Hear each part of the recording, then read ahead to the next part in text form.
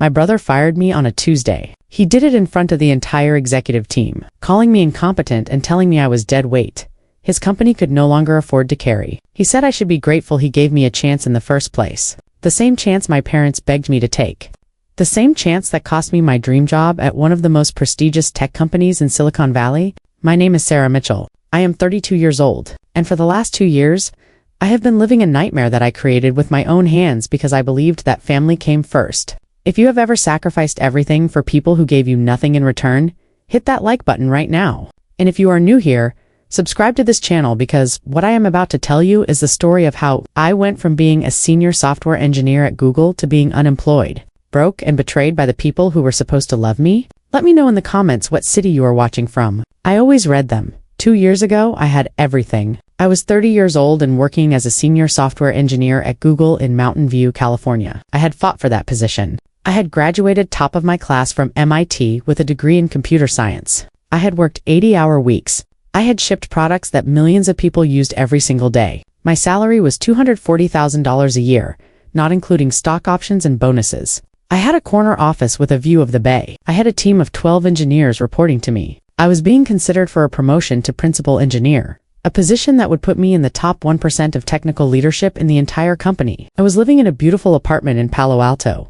I drove a Tesla Model S.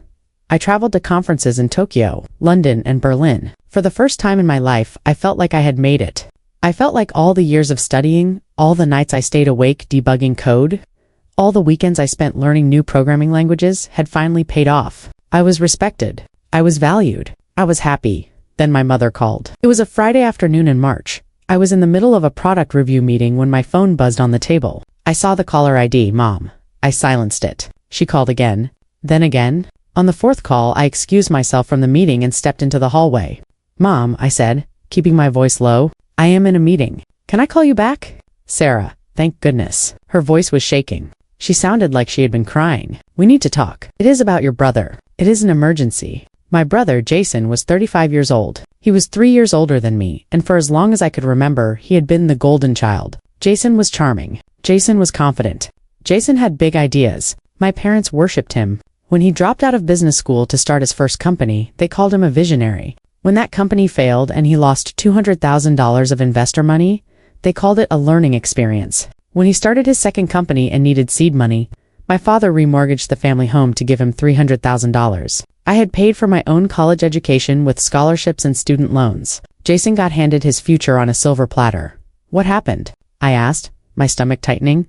Is he okay? He is going to lose everything. My mother sobbed. His company is failing, Sarah. He is about to go bankrupt. He is about to lose his house. He has a wife and 2 kids. They are going to be homeless. We cannot let that happen. We cannot let Jason fail. I stood in that hallway at Google headquarters, listening to my mother cry about my brother, and I felt the weight of expectations settle on my shoulders like a concrete slab. It was a weight I had carried my entire childhood. The weight of being the responsible one.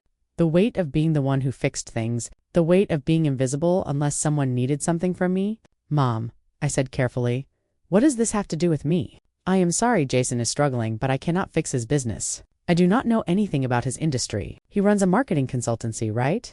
That is not my field. Sarah, please. My mother's voice cracked. He needs help. Real help. He needs someone smart. Someone he can trust. He needs you. You are so good with technology and systems. You could help him turn the company around. You could save him. I felt a cold knot forming in my chest. Mom, I have a job. I have a really good job. I cannot just drop everything and go work for Jason. Why can't he hire a consultant? Why can't he go to a business advisor? Because he cannot afford it. She was speaking faster now, more desperately. Sarah, he is drowning. He has laid off half his staff. He cannot make payroll. His wife is threatening to leave him. Your father and I are terrified. We have already given him everything we have. We do not have anything left to give except you, except me. Not my advice. Not my occasional help on weekends. Me, my entire life. You want me to quit Google? I said slowly. To go work for Jason? My mother hesitated. Then she said the words that would destroy my life. Just for a little while, sweetheart. Just until he gets back on his feet. You are so talented. You can get another job at Google anytime you want. But Jason, he only has one shot at this. If his company fails, he will never recover. You know how sensitive he is. You know how hard he has worked. Please, Sarah, do this for your brother. Do this for the family. I should have said no. I should have told her that my career was not a spare tire she could pull out whenever Jason crashed his car. I should have told her that I had worked too hard and sacrificed too much to throw it all away for a brother who had never once asked me how I was doing or congratulated me on my success. But I did not say any of those things. Because I was raised to believe that family comes first. Because I was raised to believe that good daughters do not say no when their mothers are crying. Because I was raised to believe that my accomplishments meant nothing if they did not serve the family. I will think about it, I whispered. Thank you, baby. My mother's relief was immediate. Thank you so much. You are saving us. You are saving Jason. I hung up the phone. I stood in that bright, clean hallway surrounded by brilliant engineers and innovative thinkers, and I felt the trap closing around me. The calls did not stop. My mother called every day. My father called. He used his serious voice, the voice that made me feel like a child being scolded. Sarah, your brother needs you. This is what family does. We show up. Then Jason called. His voice was defeated, broken. Sarah, I know we have not been close. I know I have not been the best brother, but I am begging you. I cannot lose everything. My kids are counting on me. Please, I need you. Just for 6 months. Just help me stabilize the company. I will make it worth your time. I promise. I gave my notice at Google on a Monday morning in April. My manager, a woman named Dr. Patel who had mentored me for 3 years, looked at me like I had lost my mind. Sarah, she said, sitting back in her chair, are you sure about this? You are up for principal engineer. You are one of the strongest candidates. If you leave now, that opportunity will not be here when you come back. I know, I said. My voice sounded hollow even to my own ears, but my family needs me. It is temporary. Just 6 months. Dr. Patel shook her head slowly. I have been in this industry for 20 years, Sarah. I have seen a lot of talented women leave for family reasons. Very few of them come back. And the ones who do come back, they come back 5 years behind where they left off. Please reconsider. I could not reconsider. The decision had already been made for me. My exit from Google was painful. My team threw me a goodbye party. They gave me a framed photograph of all of us at a product launch. They told me I was irreplaceable. They told me they would miss me. I smiled and said all the right things, but inside I felt like I was watching my own funeral. I moved back to Boston, the city where I grew up, the city I had escaped to build my life in California. I moved into a small apartment in Somerville. I sold my Tesla because I could not afford the payments without my Google salary. I bought a used Honda Civic. I packed up my awards, my framed patents, and my diplomas and put them in a closet. I reported to my brother's office on a gray Monday morning in May. Jason's company was called Apex Marketing Solutions. It operated out of a tired-looking office building in Burlington, just outside the city. The carpet was stained. The fluorescent lights hummed and flickered. There were 12 employees left, down from 36 months earlier. Jason met me in the lobby. He hugged me tight. He smelled like coffee and stress. Sarah, thank God you are here. He pulled back and looked at me with shining eyes. You have no idea what this means to me. You are literally saving my life. I am happy to help, I said. What do you need me to do? Everything, he said. Then he walked me into a conference room where a woman with severe glasses and a tight bun was waiting. This is Rachel, my chief operating officer. She is going to get you set up. Rachel did not smile. She slid a piece of paper across the table, toward me. This is your offer letter, she said. We are bringing you on as director of operations. The salary is $75,000 a year. No stock options. Health insurance starts after 90 days. I stared at the number. $75,000? I had been making $240,000. I had taken a pay cut of $165,000 to save my brother. I looked up at Jason. He was looking at his phone, not meeting my eyes. Jason, I said slowly, we talked about this on the phone. You said you would make it worth my time. He looked up. He shrugged. Sarah, I am barely making payroll. I am paying myself $60,000. This is the best I can do. You said this was temporary? You said you just needed help? This is help. He smiled. That charming golden boy smile. Come on, sis. You are not doing this for the money. You are doing this for family, right? I worked like a slave for 18 months. I rebuilt Jason's entire operations infrastructure from the ground up. I implemented new project management systems. I automated workflows that were being done manually. I renegotiated vendor contracts and saved the company $40,000 in the first quarter alone. I worked 70-hour weeks. I skipped holidays. I trained staff. I put out fires. I watched Jason take credit for every single improvement I made. In meetings with investors, he would present my work as his vision. He would say we implemented this new system, but he never mentioned my name. He never acknowledged that I was the architect. When clients complimented the turnaround, he would smile and thank them as if he had done it all himself. I told myself it did not matter. I told myself I was doing this for the family. I told myself that 6 months would turn into 12 months and then I could leave. But 6 months turned into 12, 12 turned into 18. And every time I mentioned leaving, my mother would call. Just a little longer. Sarah, he is almost stable. Do not abandon him now. Then one Tuesday in November, Jason called me into his office. Rachel was there. So was the company's lawyer, a man in an expensive suit that Jason definitely could not afford. Sit down, Sarah, Jason said. His voice was cold, formal. I sat. My heart was already racing. I knew something was wrong. Sarah, Jason said, folding his hands on his desk. We have to let you go. I blinked. I stared at him. What? Your performance has been unsatisfactory, Rachel said, sliding a piece of paper toward me. We have documented multiple failures in leadership and execution. We are terminating your employment effective immediately. I looked at the paper. It was a list of grievances. Failed to meet Q3 revenue targets. Poor team morale. Inability to execute strategic vision. Every single item was a lie. I had exceeded every target. The team loved me. The strategic vision was mine. I looked at Jason. He was not looking at me. He was looking at the wall behind my head. Jason, I said, my voice shaking.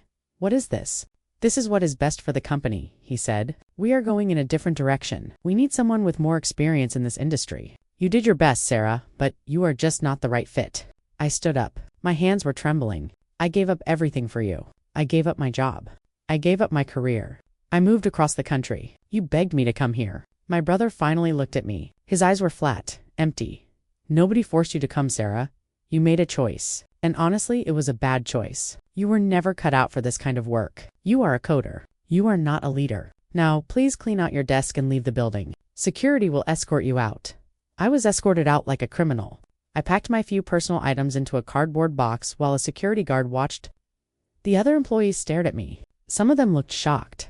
Some of them looked away. No one said goodbye. I drove home in a daze. When I got to my apartment, I sat on the floor and stared at the wall. I had nothing. No job, no savings. I had been living paycheck to paycheck on $75,000 in one of the most expensive cities in the country. I had burned through my Google stock options to pay rent. I called my mother. I told her what happened. She sighed. Oh, Sarah, maybe it is for the best. Jason said you were struggling. Maybe you should look for something more suited to your skills. Something more technical. She did not ask if I was okay. She did not say she was sorry. She defended him. I did not cry. I did not fall apart. I sat on the floor of my apartment and I felt something cold and sharp crystallize in my chest. It was not sadness. It was clarity. I opened my laptop. I still had access to the company's shared drive. Jason had been too arrogant or too stupid to revoke my credentials. I downloaded everything. Every financial record. Every contract. Every email. I spent 3 days reading, and what I found made my blood turn to ice. Jason had not been struggling. The company had been profitable for the last 9 months. The turnaround I had engineered had worked. Revenue was up 68% year over year. Jason had just closed a major client worth $400,000 annually. But that was not the worst part. I found the emails between Jason and Rachel. They had been planning to fire me since month 6. Jason wrote, "We need to squeeze as much work out of her as possible before we cut her loose. She is too expensive to keep long term, and honestly, she asks too many questions." Rachel replied, "Agreed. Once we stabilize, we bring in someone cheaper. Maybe an intern. Jason is smarter than people think." She restructured the entire company for peanuts. Then I found the board meeting minutes. Jason had given himself a raise. He was now making $210,000 a year. Rachel was making $160,000. They had hired 2 new executives at 6-figure salaries, while paying me $75,000 and then firing me for being too expensive. I contacted a lawyer. Her name was Ms. Delgado. She specialized in employment law. I showed her everything. She smiled. It was not a kind smile. "This is wrongful termination," she said. "They documented false performance issues to justify firing you. And if you were doing the work of a chief technology officer but being paid as a director, we have a wage theft case. They owe you back pay, severance, and damages." "How much?" I asked. Her smile widened. "Depending on how aggressive we want to be, between $400,000 and $700,000. We filed the lawsuit on a Monday. We also filed a complaint with the Massachusetts Attorney General for wage theft and fraud. I sent copies of the financial documents to every investor Jason had courted. I sent copies to his largest clients with a polite note explaining that the leadership team had engaged in unethical business practices and they might want to reconsider their contracts. I watched the empire crumble in real time. 3 of his biggest clients pulled their contracts within a week. The investors threatened to pull funding unless Jason stepped down. The Attorney General opened an investigation. Jason called me. He was screaming, "You are destroying me. You are destroying the family. How can you do this?" I did not raise my voice. I was calm. I was cold. "You fired me, Jason. You lied about my performance. You stole my work. You paid me a fraction of what I was worth. This is not about family. This is about business. And you taught me a very valuable lesson. Never let family take advantage of you." My parents called. They begged me to drop the lawsuit. They said I was tearing the family apart. I told them the family was torn apart the day they valued Jason's comfort over my future. I told them I was done being the backup plan. I was done being the safety net. I hung up. I blocked their numbers. The lawsuit settled 4 months later. Jason paid me $520,000. He had to take a loan against his house. Apex Marketing Solutions collapsed 6 months after that. Jason is working for someone else now, making a salary, taking orders. My parents have not spoken to me in a year. I do not miss them. I took the settlement money. I started my own consulting firm. I help companies build technology infrastructure. I charge $250 an hour. I am booked solid for the next 6 months. I am making more money than I ever did at Google, and every single dollar is mine. I do not owe anyone anything. If you think I was right to burn it all down, type Team Sarah in the comments. And if anyone in your life is trying to guilt you into sacrificing your dreams for theirs, I want you to remember this.